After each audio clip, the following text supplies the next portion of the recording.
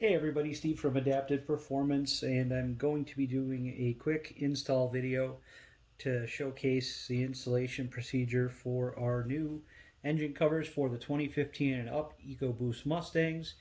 This is a two-piece combo. You can either run it with or without the intake manifold cover, which is going to be a really nice option for those of you with aftermarket intake manifolds or with port injection setups. Should still fit with some port injection setups. You may have to trim the shield a little bit with some kits. Don't know exactly which ones yet, but we're working on that. But you can always run it without this cover, or if you want to still run the manifold cover, go ahead, get it in raw aluminum, do your trimming modification, and then send it off to be powder coated. So let's get started. Okay, so we're going to go over the tools and the hardware for the installation. You need a ratchet with an extension, a 10mm socket, an 8mm socket. You'll either need a inverted torque socket, which is an E6, or a 10mm wrench, and a metric Allen key 4mm. So then all the hardware here in this group is for your intake manifold side. This is for the coil pack or valve cover. So right here, everything in this lower group goes below the cover, everything here goes above. And this one's a little bit tricky, but we'll show you. There's a neat trick to make install easier using the two supplied O-rings. Removal of the factory engine cover is pretty straightforward. First, you have an 8mm bolt in the back corner here, as well as another one here.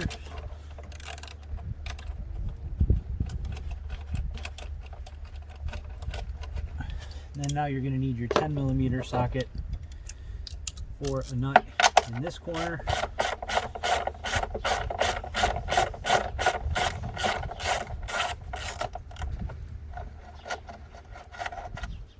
As well as back here.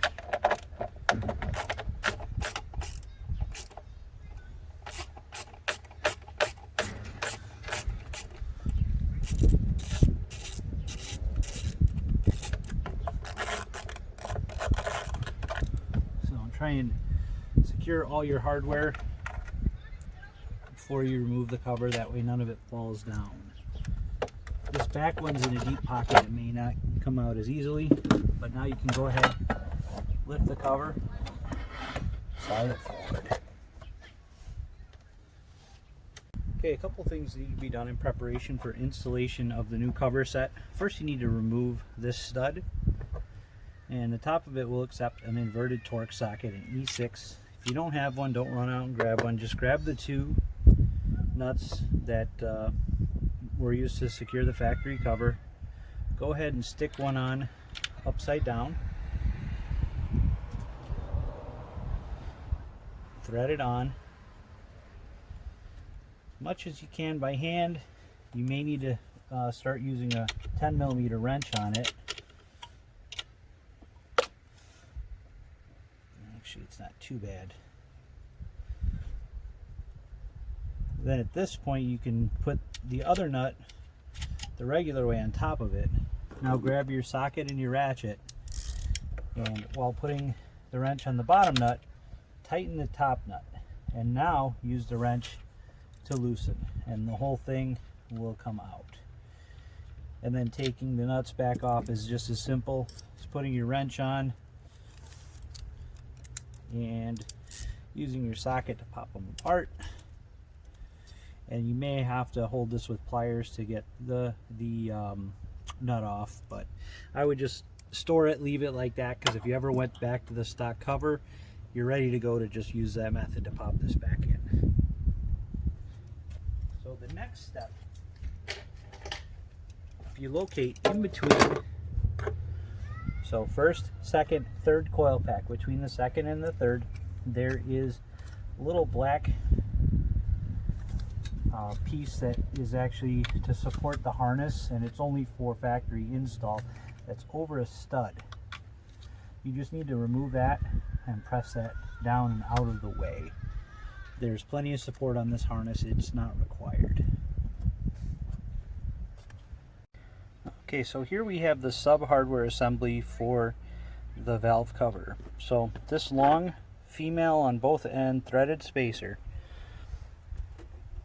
gets threaded onto the stud between the second and third coil pack that we had previously pulled the little wire support off of. So these get hand threaded on. Under no circumstances are you to use any thread locker. It is absolutely not required. No tools required for that as well.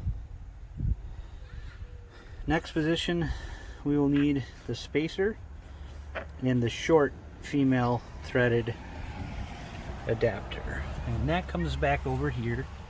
And this long stud right here, you put that on, and same thing, thread this on, no thread locker, hand tight only, because what's actually going to keep these from spinning off is when we install the cover, and the hardware on the top side is going to hold it all together.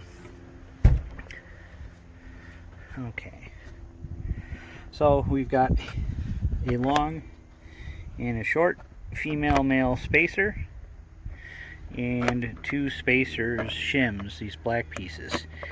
You need to take one, put it on the threads like so, and then the first one, which is the short one, is going to thread into the forward position right here. Okay, and then the final one is going to thread into this position right here. Again, we've got the spacer underneath it, and this is the longer one of the two. So we're going to both of those as tight as we can get by hand. Okay, so we're going to prep the intake manifold shield. What we're going to do is take one of the long screws, one of the washers, assemble those, stick it through from the top to the bottom, slide on our spacer stacks, and then put an O-ring to hold it in place. And then we're going to repeat.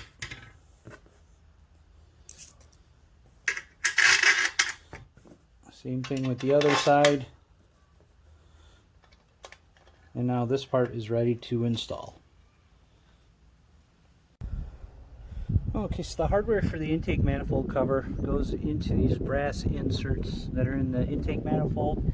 And again, I will stress it, do not use thread locker whatsoever, because if you thread lock the brass inserts, if you ever go to remove the cover, you might actually rip the inserts out of the manifold. So we're going to start by lining up the back one. Get it started, make sure it starts smoothly. Don't tighten it all the way. Now come back, locate the front one. Same thing, get it started. Using our 4mm Allen key, we'll go ahead and get these set up. We're going to leave them loose for right now. There is a little bit of alignment that you can do with these to make it look better. But as of right now, we'll consider that installed. Now I'm going to come back in a second with the main shield. Okay, now we're at the point we can lay the valve cover shield over top of the hardware and just loosely line it all up with the spacer holes. So we've got the screws with the beauty washers pre-assembled. Go ahead and take them and start them in all 4 holes. But do not tighten them down until you've got them all started.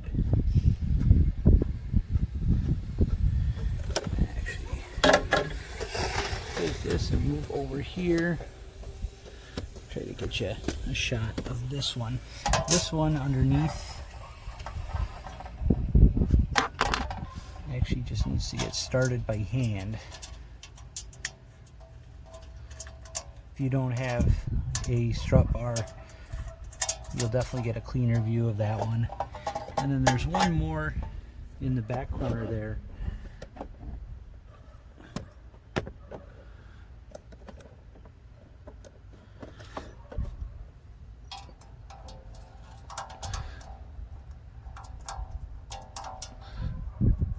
So we got all of them started, and we just have to go back and tighten them all down. Well, it should be aligned pretty good. There's really not a whole lot of play in it, but before you go ahead and tighten it down, just make sure it sits how you like it. And then, matter of snugging these down, get them till they're just snug, and maybe go an eighth to a quarter turn more. I've tested these out pretty thoroughly. They will stay torqued, they will stay in place.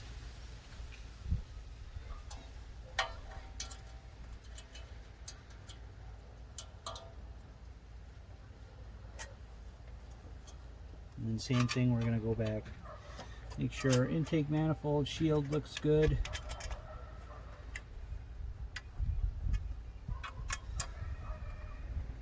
This one, again, you just don't want to overdo it. But that's it. All torqued down, installed. Give you a view of the engine bay here. So fitment's really good.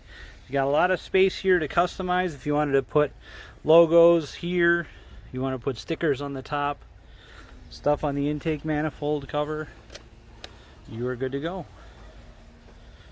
If you have any questions, drop them below in the comments and we'll get back to you right away. Thank you.